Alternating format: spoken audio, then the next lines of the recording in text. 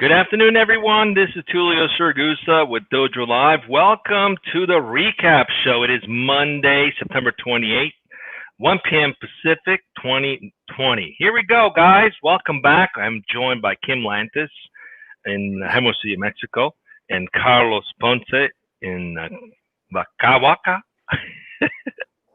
Did I do that right, Carlos? Cuernavaca. I messed it up on purpose. We're trying to have some fun here on the DojoLIVE recap show. So what's the purpose of the show? We're going to recap 3 shows from last week. Let's see if I can get the numbers in. 3 shows from last week in 10 minutes. 10 minutes, folks. That's it, 10 minutes. So who do we have? We had 3 awesome guests. We talked about networking during COVID-19. The topic was Don't Leave Money on the Table. That was with Vivian Lim. And then we talked about creatively commercializing self-driving technology with William Santana Lee. That was a lot of fun. And we talked about using Netflix and Disney to cure vision disorders with Ron Yam. All 3 were interesting conversation.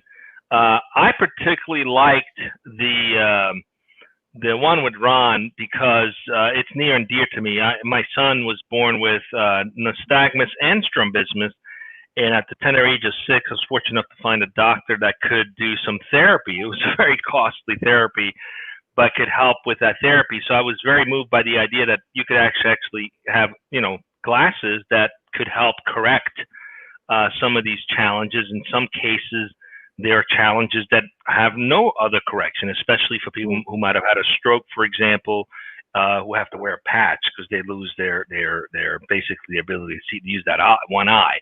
So it was very encouraging that they are undergoing clinical trials to get FDA approval for a piece of equipment that you can wear that can help you correct your vision while you're watching TV. It was an interesting hook talking about watching Disney or Netflix. Pretty much you watch anything you want.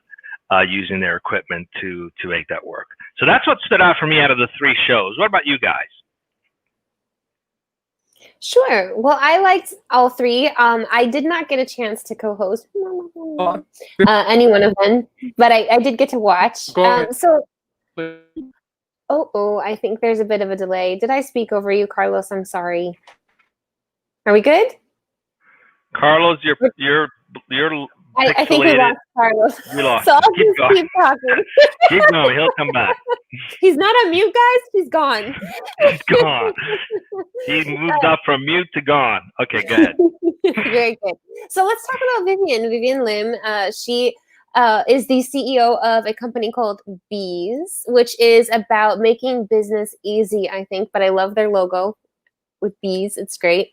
What really stood out to me is her idea and her approach to networking, really making it easy for companies to be made aware of the types of offers and the types of things that are out there, hence the not leaving the money on the table. But what I really liked about that talk a lot was just her company approach, I think, and really the heart behind what they do, right? She really has this energy of wanting to help small businesses succeed just as much or more as the larger Fortune 100, 500 companies. And so I think the company culture was really great, and how she's made that approach on her own, having coming out from a very successful career. So the networking element and how that's done in a very streamlined, smart way, I think she was not able to get into the details, I think, but the idea of using machine learning and data to kind of filter out what we're interested in, what we may need to be interested in, and offering up options so that we can basically get the whole waste of time at a loss of words here. Yeah, exactly. So it's not just getting rid of the guessing game, I guess, when it comes to networking. It's a great tool. Yeah, in the case of, as far as I'm concerned, the conversation we had with Vivian Lim was particularly interesting because of the procurement process that she's kind of helping a lot of us, like companies and vendors and people who are seeking to conduct business in one way or another, how to make it a little bit more seamless and a little bit less bumpy, so to speak. We know that there is an overabundance of interactions through social media, through reach out and all that. So using a tool like Bees, did I pronounce it correctly? I think yes, right? She did say that it was Bees. Yes. Like Bees is gonna like leave a lot of the guesswork, because a lot of the guesswork out, especially first and foremost because everyone who converges on Bees, well, you already know what especially those who are coming to us through the platform, they already have the need, so they're already looking for companies or vendors like just pretty much what we're doing here. So I think that's going to leave a lot of pain, a lot of the guesswork out. And I in like the case of William, the transparency element of the competitors. The transparency element that she mentioned, that the conversation is there, and so it will become a lot easier to see who's just talking the talk and who's actually capable of walking the walk as well. Yeah, Bees, business with ease. I loved it. So let's continue. We also had business with on ease. Wednesday. Yes, I think that's what she said. Anyway, it's fun. We're trying to have fun here, guys. So if you see us making noises and doing weird things, we're just trying to keep ourselves entertained. You can join us anytime on the Monday's recap show as well. Be one of the Brady Bunch windows in here and have some fun with us.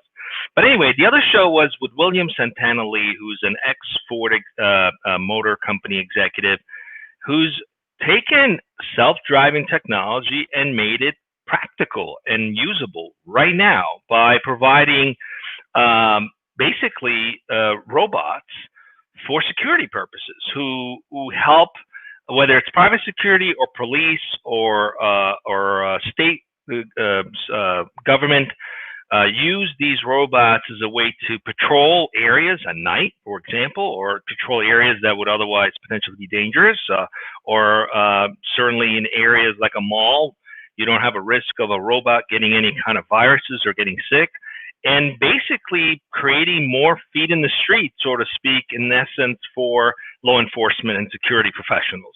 I was particularly impressed with the fact that there's only 500,000 police and security professionals protecting about 300 million people in America. It turns out the rest... 500,000 at any given moment. At any given moment.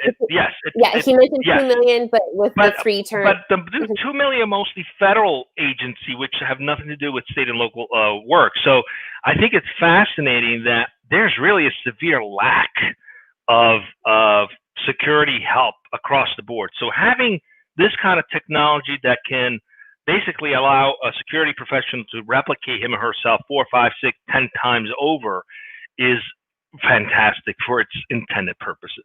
So we've got 2 minutes left. Any other comments from the 3 shows, guys? Yeah. Otherwise, let's introduce what's coming up this week. Well, I think what I really enjoyed about William is I think he even used the crawl to walk to run analogy with the self-driving cars, right? Where he mentioned however many years later, and I think $80 billion, and nobody's used a self-driving car today, right? So I really like the innovation of taking the same concept and putting it at the 3, 4, miles an hour phase, and getting really, really good at that and seeing how we can make that improve.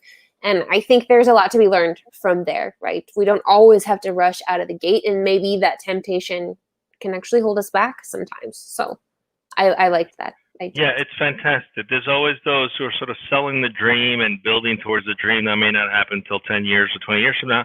And then there's those who take that and make it practical. And surely I think that's what Bill is doing with that. So Carlos, we're up on time. What do we got coming up this week? We have 3 shows coming up, right? What do we got coming up? Tuesday, Wednesday, and Thursday. Tuesday, the importance of digital innovation amidst the changing COVID landscape with Rishi Khanna, the CEO of Inno8.